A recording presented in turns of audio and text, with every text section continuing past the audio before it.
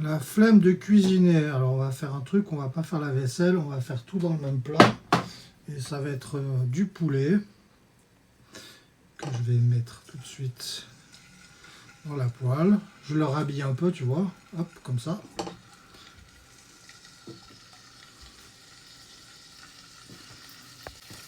Je l'assaisonne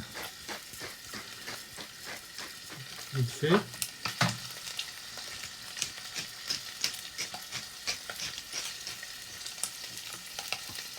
Allez, au bout de 2-3 minutes, je lui mets un peu de chorizo.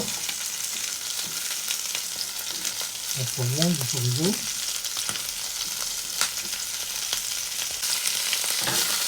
Je le retourne un peu. Je vais rajouter mes petits oignons, ma cébette, mes poivrons et mes champignons.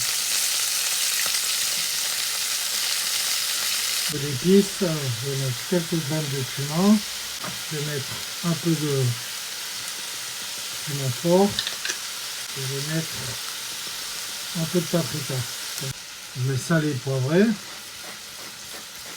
Si je peux te donner un petit conseil quand tu fais revenir les épices, c'est de ne pas mettre le feu fort, tu vois, comme là, parce qu'autrement les épices ils crament, c'est pas bon. Donc là, t'entends, ça chante.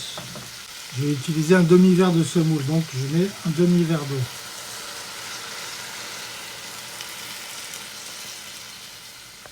Je vais rajouter un peu de faux safran, de spigol. Et je vais mettre aussi, pour la couleur, un peu de coulis de tomate. Je porte à ébullition, je couvre et je baisse au minimum le temps que le poulet y cuise. Ça va pas être long.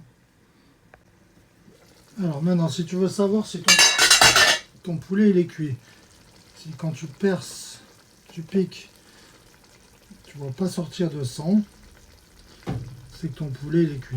C'est bon, je vais mettre mes olives. Moi j'ai de la ciboulette, si tu as du persil, tu mets du persil, si tu n'as rien, tu mets rien. La semoule elle cuit en 5 minutes. Juste je fais ça, tu vois. Là je peux éteindre le feu. Je couvre, j'éteins le feu et j'attends au moins 5 minutes. Du coup, la recette, elle fonctionne bien du moment où tu respectes le ratio, une dose de semoule pour une dose d'eau.